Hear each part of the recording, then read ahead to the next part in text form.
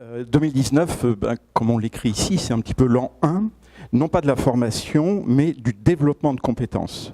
Pourquoi développement de compétences? Parce que la formation fait partie, effectivement, des moyens de développer la compétence, mais il y en a d'autres.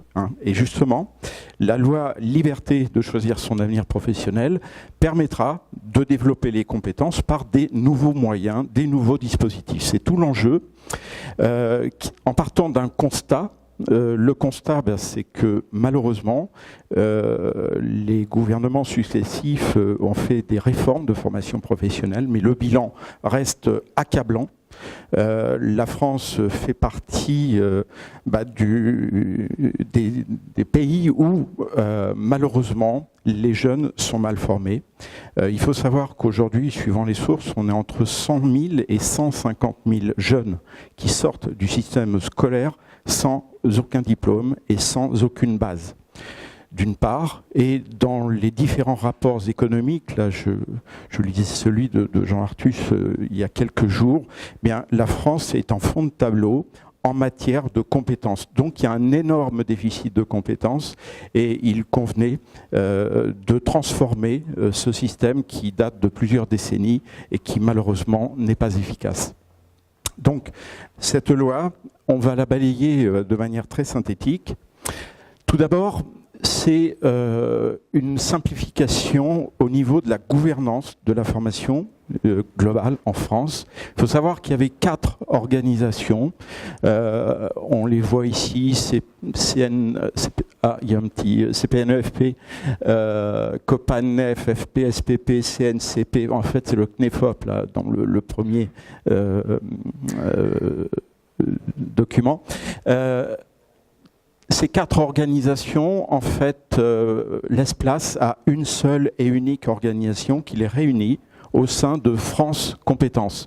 Donc France Compétences, d'ailleurs, le premier conseil d'administration a lieu aujourd'hui, et c'est dorénavant l'instance de gouvernance de la formation en France. Alors, sur qui va-t-elle s'appuyer pour mettre en œuvre la formation? Sur des OPCO. Les OPCO, vous connaissez sans doute les OPCA, il y en avait plus d'une vingtaine, donc des organismes paritaires collecteurs agréés, qui étaient les banques de la formation professionnelle.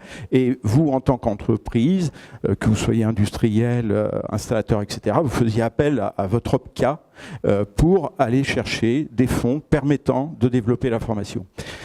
Là, en fait, il y a concentration du nombre des OPCA qui disparaissent pour devenir OPCO. Alors OPCO, ça change complètement de mission. Un OPCO, c'est un opérateur de compétences. Et comme son nom l'indique, il va être opérationnel. Et pour être très simple, il y a 3 missions qui sont confiées aux OPCO. Les OPCO auront en charge, premièrement, la certification professionnelle.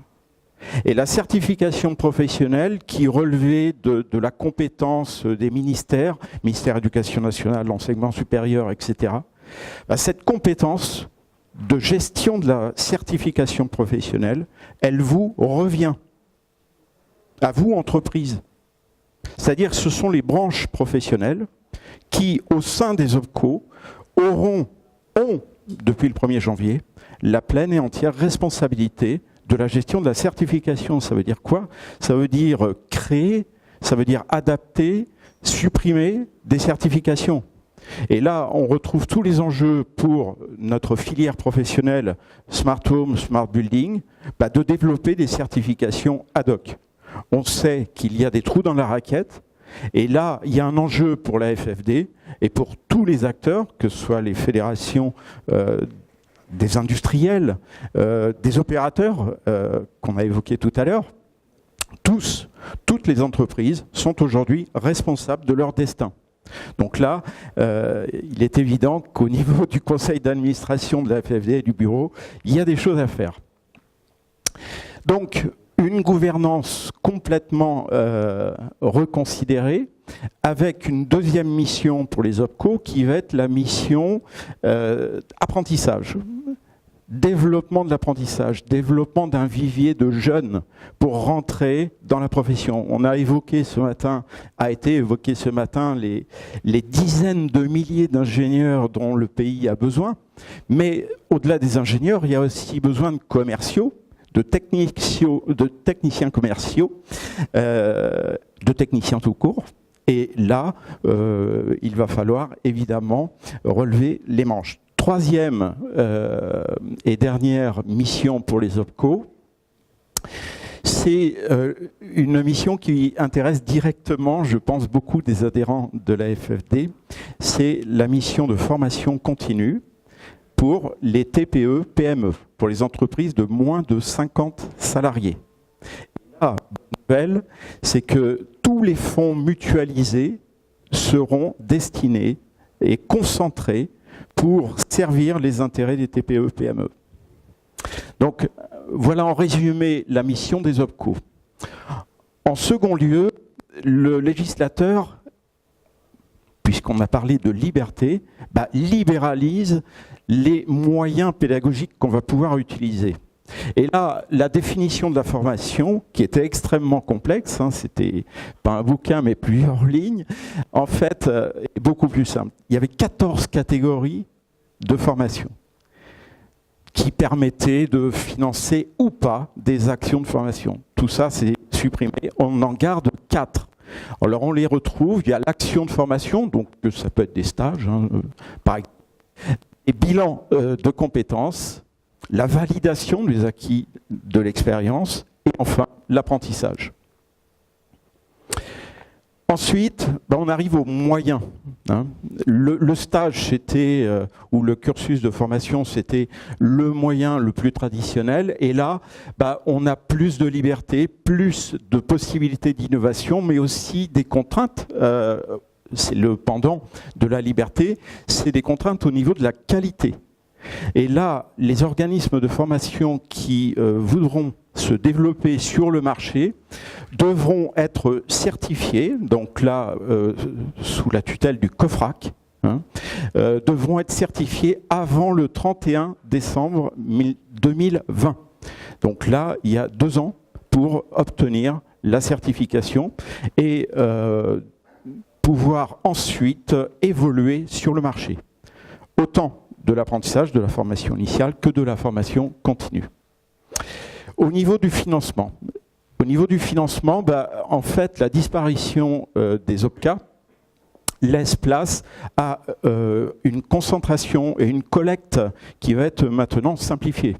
Il y aura un seul et unique collecteur des taxes professionnelles qui, elles, ne bougent pas. C'est donc 1,23 pour les TPE et 1,68 pour les grandes entreprises. Tout est collecté par l'URSSAF. Ensuite, on a la banque, qui va être la Caisse des dépôts et consignations, et la redistribution se fera par France Compétences à travers les OPCO.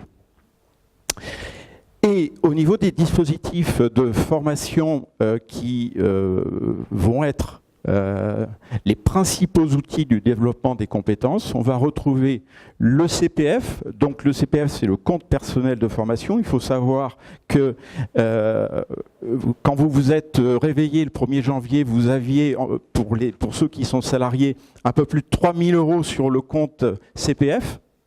Donc le compte CPF, ça c'est dans la réforme, est dorénavant monétisé. Avant, c'était un petit peu bizarre, c'était des heures, c'était abstrait. Là, on est dans le concret. Ça veut dire que chaque salarié qui avait un DIF dans le temps, le droit individuel de la formation, maintenant un CPF, avec un potentiel là d'à peu près en moyenne 3 000 € pour la grande majorité d'entre eux. Le taquet, ça sera 5 000 € et 8 000 pour les salariés qui n'ont pas de diplôme. Ensuite, on a des dispositifs nouveaux comme Pro-A. Là, c'est ce qui va remplacer les périodes de professionnalisation pour des salariés qui doivent acquérir des nouvelles compétences. Quelque chose d'extrêmement important, là, qui vous touche directement, AFEST. Alors, c'est quoi cet acronyme ? C'est Action de formation en situation de travail. Certains vont appeler ça formation sur le tas, sauf que là, c'est plus de la formation sur le tas, c'est de la formation structurée, qui est cadré et qui est finançable. Donc ces actions, vous pourrez les mettre en place au sein de vos entreprises, moyennant le fait de respecter la réglementation. Et puis au niveau pédagogique, là vous le savez, il y a un MOOC qui démarre avec le CNAM. En fait, c'est une libéralisation de tout ce qui est learning, management system, etc. Donc là, des nouvelles possibilités, surtout de financement, et une reconnaissance de la FOAD, un autre acronyme, formation ouverte et à distance, et là aussi des possibilités de financement qui n'existaient pas dans le passé. Dernier point, mais je l'ai rapidement évoqué tout à l'heure, donc la gestion des certifications par les branches. Donc ça se passera au sein des OPCO, avec la volonté de réparer un petit peu ce qui n'a pas été fait correctement dans notre pays. C'est l'adéquation emploi-formation. Ça va être à ce niveau-là que tous les enjeux vont se jouer. Et à ce propos, hier on avait le rapport de la commission formation. Donc là vous avez le mapping de l'ensemble des certifications existantes. On fait le constat qu'aujourd'hui ces certifications ne répondent pas totalement à tous les besoins des entreprises, et l'enjeu de la FFD et des acteurs de l'ensemble de la filière, et là j'y associe les industriels, les opérateurs, les sociétés de services, devront se mettre autour de la table pour améliorer le dispositif de formation professionnelle. Merci beaucoup Pascal.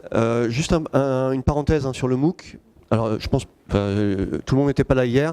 C'est un cours en ligne, massif, ouvert, gratuit, que vous pouvez conseiller à tout le monde dans toutes vos organisations. Ça commence le 28 février. Donc la SBA a été partie prenante, voire acteur principal, et la FFD s'est ralliée à cette initiative parce que, évidemment, que le marché, s'il n'évolue pas aussi vite qu'on voudrait, c'est parce qu'il y a un déficit énorme de compétences à tous les niveaux du bâtiment. Ce MOOC est fait pour répondre à ce déficit. Et donc le 28 février, sur 6 semaines, vous avez 10 minutes par semaine, donc je pense que vous pouvez trouver 10 minutes par semaine, ou conseiller à vos équipes ou à vos collègues de s'inscrire à ce MOOC. Et après, c'était la mission de Pascal, à la fin de ce MOOC, on définit toutes les formations qui existent aujourd'hui sur le marché. Donc là, vous avez une partie du recensement. Oui, on a réalisé ce petit synoptique qui vous permet d'avoir toutes les formations qui sont plutôt orientées Smart Home. Et là, tous ces documents sont disponibles auprès de l'AFFD. Et en plus, derrière, il y a toutes les listes de tous les établissements qui préparent ces différents diplômes, qui conduisent au métier du Smart Home et du Smart Building, sachant qu'il n'y a pas de frontières, évidemment, et que des gens qui ont préparé certaines formations côté, on va dire, résidentiel, petit résidentiel, peuvent passer aussi du côté Smart Building. Alors, aidez-nous à faire aussi le recensement sur la partie formation continue, formation en ligne, formation en alternance, et aidez-nous à mettre à jour ce dossier. Donc en ligne sur le site de la Fédération, et bientôt sur le site de la FBA, vous allez avoir tout le recensement que Pascal a fait. Et l'idée, c'est que tous les organismes de formation, parce que rien qu'à la FFD, il y a presque une trentaine d'organismes de formation, c'est que les organismes eux-mêmes mettent à jour ces dossiers-là, parce que dès qu'une formation se crée, il faut qu'elle soit connue, reconnue, et à travers le MOOC, on va essayer de toucher le plus grand nombre, évidemment. Et puis juste une bonne nouvelle, là, c'est que le dernier titre qui a été créé, Technicien Service de la Maison Connectée, est en très fort développement. On a déjà 5 sites de formation en France, 5 CFA, et d'ici la fin de l'année, on devrait approcher une petite vingtaine de CFA. Donc, proximité de formation pour tous les professionnels qui ont besoin de techniciens Smart Home, qui sont recrutés à l'issue des bacs électriciens ou BP, brevet professionnel d'électricien. Donc ce sont des jeunes qui sont déjà opérationnels et à qui on va apporter une compétence complémentaire pour développer des solutions Smart Home. Donc rejoignez Pascal sur le groupe de travail, parce que je pense qu'il a besoin d'aide. On a besoin d'aide. Voilà. Et en tout cas, merci beaucoup et bon courage, parce qu'il y a beaucoup de boulot dans ce sujet. Merci. Merci.